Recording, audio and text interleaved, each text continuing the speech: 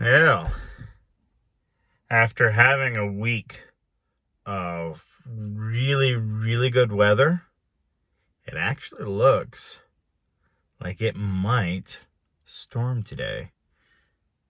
We've got quite a dark sky. I don't know if you guys can tell because it looks like I'm pretty shiny.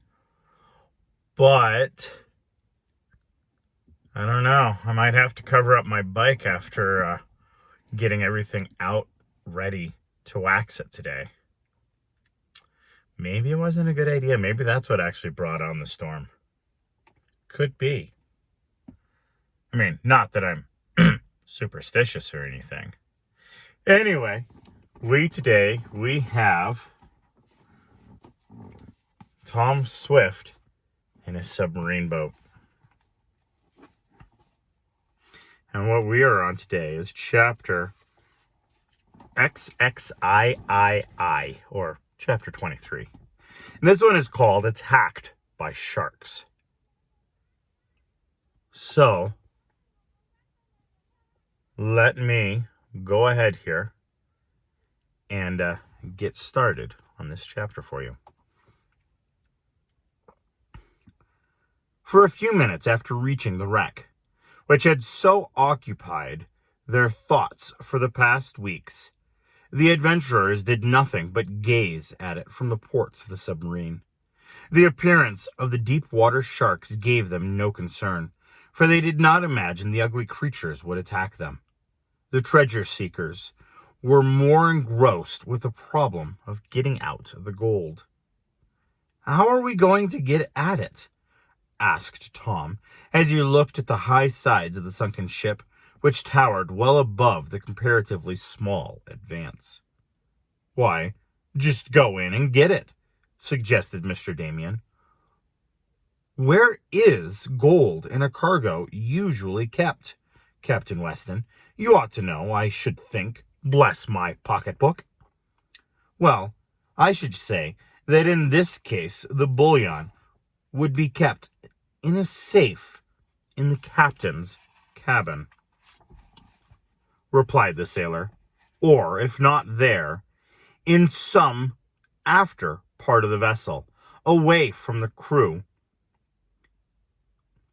But it is going to be quite a problem to get at it. We can't climb the sides of the wreck, and it will be impossible to lower her ladder over the side. However, I think we had better get into the diving suits and take a closer look. We can walk around her." "That is my idea," put in Mr. Sharp. "But who will go and who will stay with the ship?" "I think Tom and Captain Weston had better go," suggested Mr. Swift. "Then, in case anything happens, Mr. Sharp, you and I will be on board to manage matters." "You don't think anything will happen, do you, Dad?" asked his son with a laugh. But it was not an easy one, for the lad was thinking of the shadowy forms of the ugly sharks. "Oh, no, but it's best to be prepared," answered his father. The captain and the young inventor lost no time in donning the diving suits. They each took a heavy metal bar pointed at one end to use in assisting them to walk on the bed of the ocean, and as a protection in case the sharks might attack them.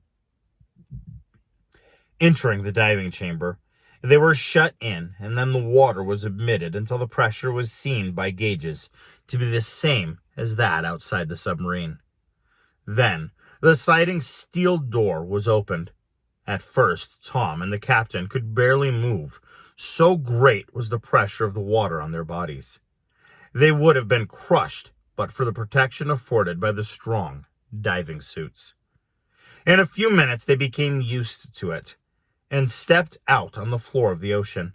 They could not, of course, speak to each other, but Tom looked through the eyeglass of his helmet at the captain, and the latter motioned for the lad to follow. The two divers could breathe perfectly, and by times of small but powerful lights on the helmets, the way was lighted for them as they advanced.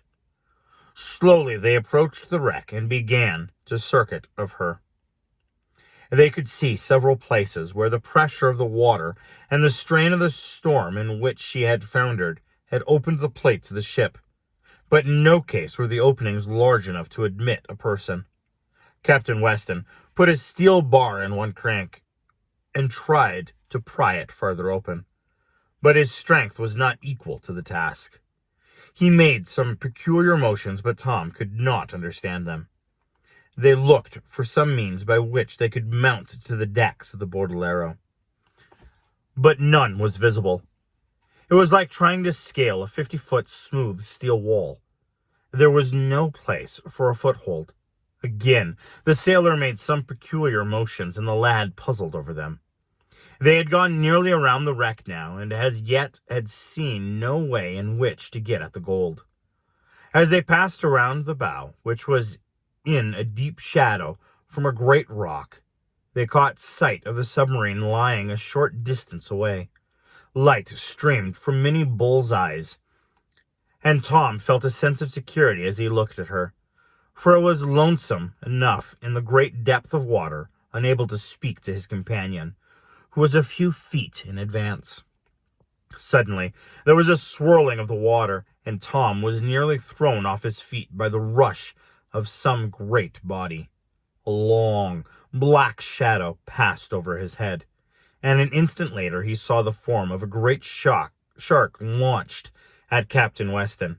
The lad involuntarily cried in alarm, but the result was surprising. He was nearly deafened by his own voice, confined as the sound was in his helmet he wore. But the sailor, too, had felt the movement of the water and turned just in time.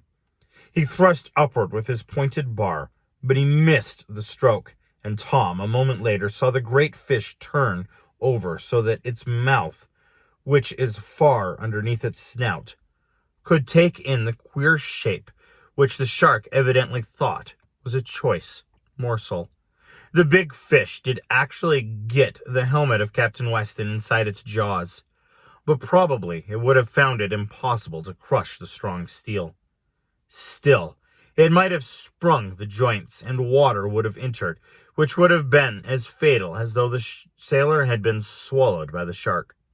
Tom realized this, and moving as fast as he could through the water, he came up behind the monster and drove his steel bar deep into it. The sea was crimsoned with blood, and the savage creature, opening its mouth, let go of the captain, turned to Tom, who again harpooned it.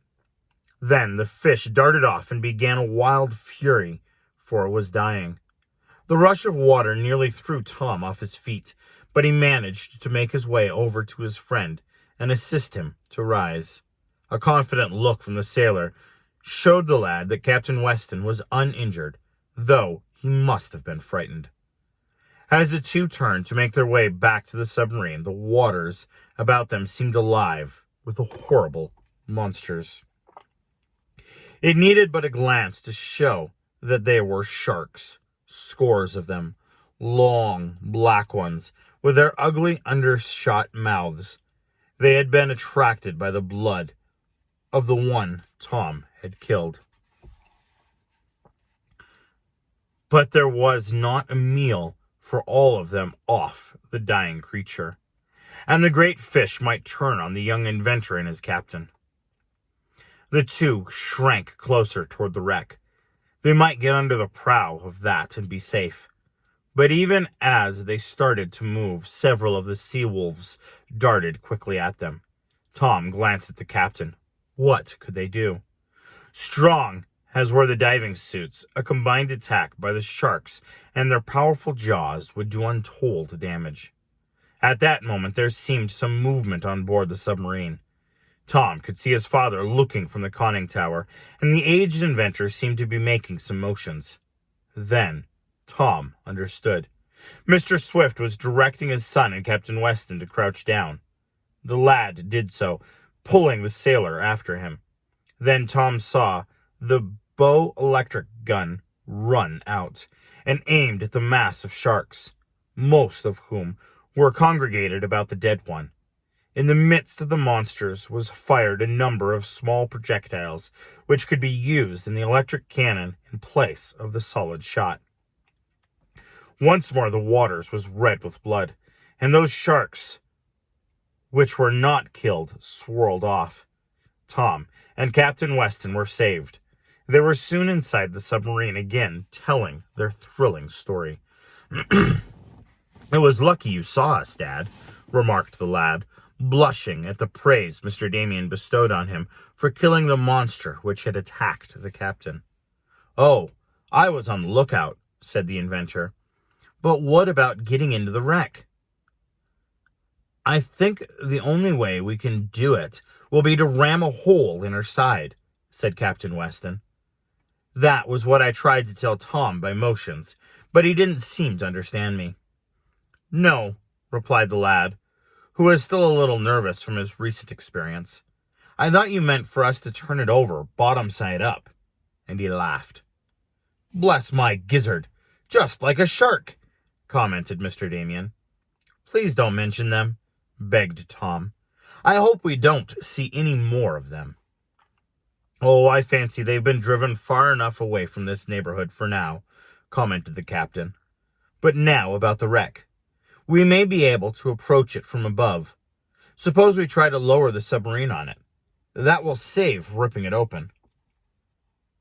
This was tried a little later, but would not work. There were strong currents sweeping over the top of the Baudelaire, caused by a submerged reef near which she had settled. It was a delicate task to sink the submarine on her decks, and with the deep waters swirling about was found to be impossible. Even with the use of the electric plates and the auxiliary screws, once more the Advance settled on the ocean bed near the wreck. "Well, what's to be done?" asked Tom, as he looked at the high steel sides. "Ram her. Tear a hole and then use dynamite," decided Captain Weston promptly. "You have some explosives, haven't you, Mr. Swift?" "Oh, yes. I came prepared for emergencies." "Then we'll blow up the wreck and get at the gold." Oh, there's the bookmark. Wow, so underwater with their submarine, they're going to try and ram a steel-sided steamer and try to kind of break it open and see if they can get at the gold that way. It'll be kind of interesting. What do you guys think? I mean, ram a hole 2.5 miles under the ocean floor and then use dynamite to finish the explosion. I don't know if you guys have seen what happens if you are in a lake or some other large body of water and you throw just even a little bit of dynamite into the water and it explodes.